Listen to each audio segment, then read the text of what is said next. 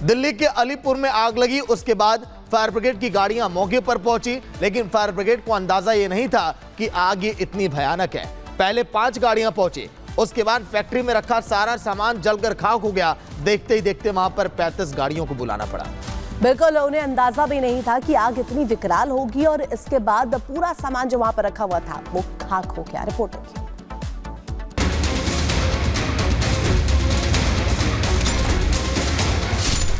आग के दरिया की तरह दिख रहा ये दिल्ली के अलीपुर का एक कबाड़ गोदाम है। अलीपुर में देर शाम आग का ऐसा तांडव शुरू हुआ जिसे काबू करने के लिए एक दो नहीं बल्कि फायर ब्रिगेड की 30 से ज्यादा गाड़ियों को मौके पर बुलाना पड़ा। तस्वीरों के माध्यम से मैं दिखाना चाहूँगा, देख सकते हैं एक बड़े स्केल पे जो फायर है वो यहाँ पर लगी हुई है। बताया ये जा रहा है कि प्लास्टिक, पेपर और रबर का ये बहुत बड़ा गोडाउन है जिसमें मटेरियल रखा हुआ था। अचानक से इस बड़े गोडाउन में आग लगती है और अफरा तफरी का माहौल बन जाता है। अभी भी तस्वीरों में आप देख सकते हैं कि आग की लपटें जो हैं वो आपको नज़र आ रही होंगी, धुएं का गुबार आपको नज़र आ रहा होगा और दमकल कर्मी जो हैं गोडाउन पे पानी की बौछार करते हुए नजर आ रहे हैं। गोडाउन के एक दीवार का जो पिछला हिस्सा है वो पूरी तरह गिर चुका है, जिसके चलते जो आग है साथ वाले गोडाउन में भी लग चुकी है और दमकल अधिकारी जो हैं वो मौके पे मौजूद हैं और इस फायर को सीरियस कैटेगरी जो है वो करने का निर्धारित कर दी गई है। और ये आप बाएं और देख सकते हैं कि अभी भी दमकल कर्मी जो है पानी के जरिए जो है आग को बुझाने में जुटे हुए हैं और लगभग 35 से ज़्यादा दमकल गाड़ियाँ इस ऑपरेशन में अब तक लग चुकी है, लेकिन अभी भी काफ़ी घंटे जो है इस समय लग सकते हैं क्योंकि आग जो है पूरे गोडाउन में फैली हुई है। बताया जा रहा है कि पूरा गोदाम लगभग 4000 से 5000 स्क्वायर फीट में फैला हुआ है। इसका दायरा बड़ा होने की वजह से आग पर काबू पाना मुश्किल हो रहा था। खासकर गोदाम की दीवार गिरने की वजह से आग थोड़ा बढ़ गई। इस गोदाम में पेपर रोल, रबड़, प्लास्टिक जैसा सामान रखा हुआ था और यही वजह है कि आग पर काबू पाने में इतनी दिक्कतें आ रही थी।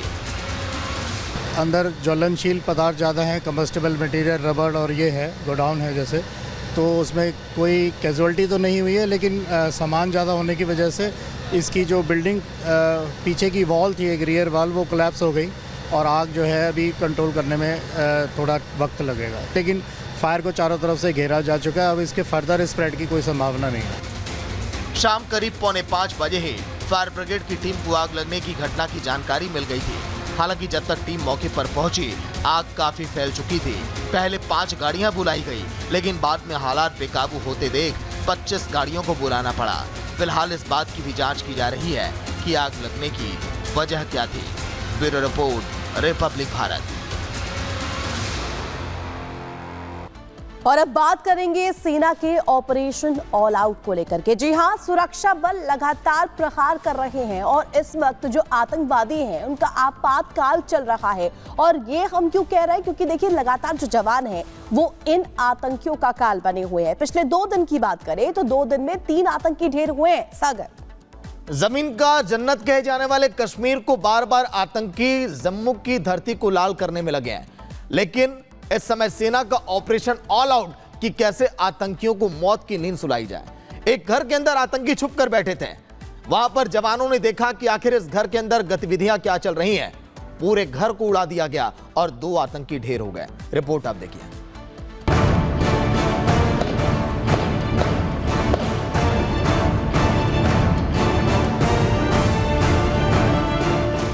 श्रीनगर में आतंकियों के खिलाफ आर पार की ये सबसे जबरदस्त तस्वीर है। जिस मकान को ढाल बनाकर आतंकी फायरिंग कर रहे थे, मासूमों की मौत का सौदागर बनने की चाह रख रहे थे, घाटी को फिर से दहलाने की कोशिश कर रहे थे, उस इमारत को ही सेना ने आग के हवाले कर दिया। श्रीनगर में करीब 2.5 साल बाद पहली बार सुरक्षा बलों की आतंकियों से मुठभेड़ हुई। अप्रैल 2022 के बाद ये पहली बार है जब यहाँ पर आर पार का ऑपरेशन चला। खानियार इलाके में सुबह से शुरू हुई मुठभेड़ के बीच घंटों फायरिंग होती रही। आतंकी सुरक्षा बलों पर गोली दागते रहे, लेकिन इस बीच सेना ने उस घर को ही उड़ा दिया जिस घर में आतंकी छुपे हुए थे। ये मंजर देखकर दहशतगर्द थर-थर कांपने लगे। भारत में आतंक फैलाने का ख्वाब पाले बैठे आतंकियों के आका बिल में छुप गए। दहशत फैलाने का मंसूबा रखने वाले आतंकियों ने सोचा भी नहीं होगा कि अंत इतना भयानक होगा। धमाके के बाद पाकिस्तानी आतंकी समेत पूरा घर जलकर खाक हो गया। भारतीय सेना का एक्शन इतना जोरदार था कि उसकी गूंज सीमा पार बैठे आतंकियों तक पहुंची तो जरूर होगी। जब उसमें धमाका हुआ तो धुएं से उनका दम घुटा। वो बाहर आए और सेना की गोली के शिकार हो गए। मारे गए आतंकी की पहचान उस्मान के रूप में हुई, जो विदेशी आतंकी बताया जा रहा है। जम्मू कश्मीर पुलिस और सीआरपी को एक स्पेसिफिक इत्तला मिली थी। उसके बाद एक ये ऑपरेशन शुरू हुआ। अर्ली मॉर्निंग से शाम तक ये ऑपरेशन चला और अब ये ऑपरेशन मुकम्मल हो चुका है। इसमें एक जो टेररिस्ट है वो सुरक्षा बलों ने मार गिराया है, तो जिसकी तस्दीक उस्मान लश्करी इलियास छोटा वलीद के तौर पे एलईटी का कमांडर था, उस तौर पर हुई है। 4 जवान हैं, उनको इंजरीज आई हैं। इसकी इन्वॉल्वमेंट जो पिछले साल जो इंस्पेक्टर मसरूर की किलिंग में था, इसका रोल और इन्वॉल्वमेंट उसमें आया है।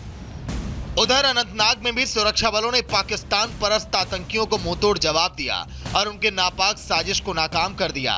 सेना ने कोकरनाग घेराबंदी कर 2 आतंकियों को जहन्नुम पहुंचा दिया। हल्कन गली पे हमारे सतर्क जवानों ने टेररिस्ट का मूवमेंट नोटिस किया और जैसे ही टेररिस्ट पास आए उन्हें कवर में रहते हुए चैलेंज किया। टेररिस्ट ने अंधाधुंध फायर शुरू कर दिया और हमारे सतर्क जवानों ने बहुत ही बहादुरी और संयम से इस ऑपरेशन को अंजाम दिया और इसमें दोनों टेररिस्ट को मार गिराया। इन दोनों टेररिस्ट के पास से भारी मात्रा में हथियार और गोला बारूद बरामद हुआ है। सुरक्षा बलों ने जिन आतंकियों को ढेर किया, उनकी पहचान जाहिद राशिद और अरबाज मीर के रूप में हुई। दोनों ही आतंकियों ने घाटी में कई आतंकी घटनाओं को अंजाम दिया था। अक्टूबर 2023 में कुलगाम में एक भारतीय सेना के शिविर पर हमला किया था और कई गैर स्थानीय लोगों की हत्या में शामिल थे। उनके मारे जाने से लश्कर और पीएएफ को बड़ा झटका लगा है। इन दोनों टेररिस्ट के मारे जाने से एलईटी और पैफ को एक बहुत बड़ा धक्का लगा है, क्योंकि इनमें से एक टेररिस्ट अरबाज मीर है, जो कि 2018 में पाकिस्तान चला गया था और बड़े लंबे समय तक वहाँ पर ट्रेनिंग लेके 2022 और 23 में वापस आया और इन काफ़ी आतंकी गतिविधियों में शामिल रहा। अनंतनाग में ढेर हुए दोनों आतंकी जम्मू कश्मीर के ही रहने वाले थे, जिनमें एक अरबाज मीर कुलगाम के केहोम का रहने वाला था। अरबाज जैश ऑफशूट पीएएफ का ऑपरेशनल चीफ था, जो 15 जून को डोडा में भारतीय सेना पर हुए हमले में शामिल था, जिसमें सेना की कैप्टन समेत 5 जवान शहीद हुए थे। इसके साथ ही दक्षिण कश्मीर में हुए आतंकी हमले में भी इनका हाथ था, जिसमें स्पेशल फोर्स और राष्ट्रीय राइफल के एक जवान शहीद हुए थे। बताया जा रहा है कि डोडा हमले में अरबाज देसा क्षेत्र के भारतीय सेना के गश्ती दल पर हमला करने वाले आतंकवादियों के समूह में शामिल था।